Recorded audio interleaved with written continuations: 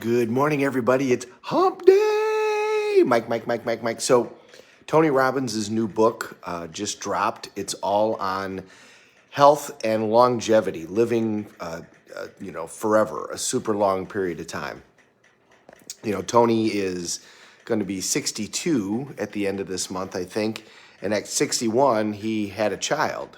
He's now got a daughter who's coming up on a year old. So now he's going, okay, well, I want to see this kid do more than just graduate high school, when I'm 80. So now he's looking to live well into his hundreds with all the new technologies and all the scientific developments. That's going to become more and more possible. So how do you think about health and longevity?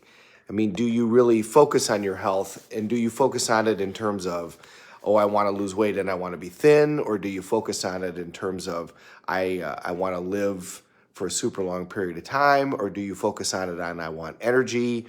Or do you focus on, how can I get to Friday so I can get out and eat and drink whatever I want? Coffee's ready.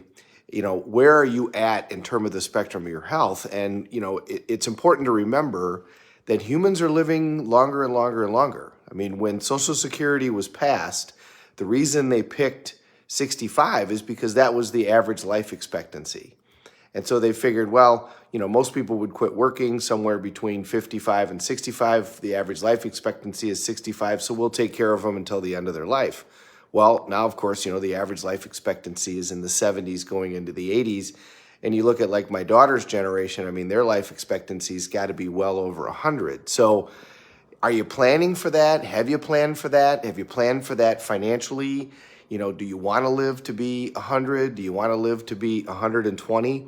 I personally want to live to be 130. That's my goal, is to see my daughter turn 100.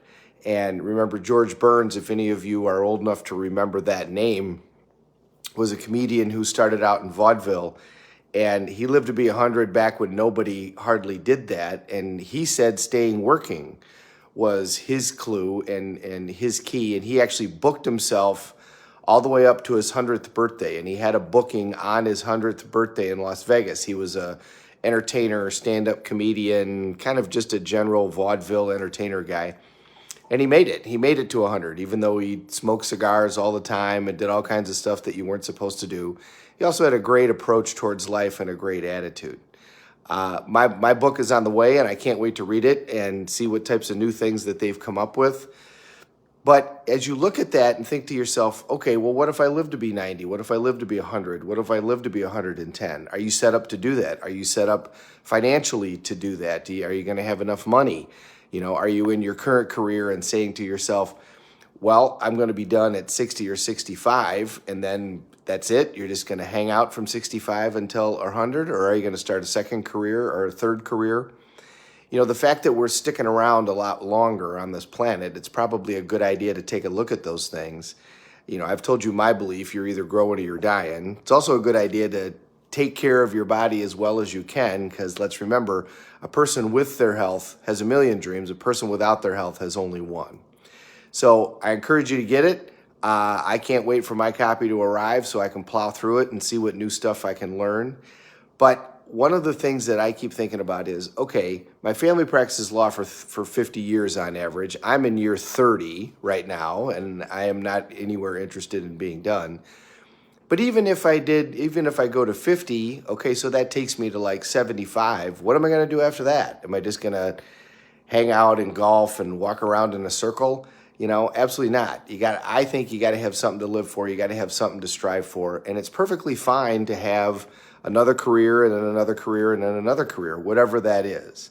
Maybe it's starting a business. Maybe it's running a foundation. Maybe it's volunteer work. Maybe you want to go on digs for dinosaur bones. Maybe you want to go help the turtles. Whatever it is, my plan is to make sure that I'm booked through my 100th, 110, 120th birthday, just like George Burns, so that I've got something to look forward to and something to do.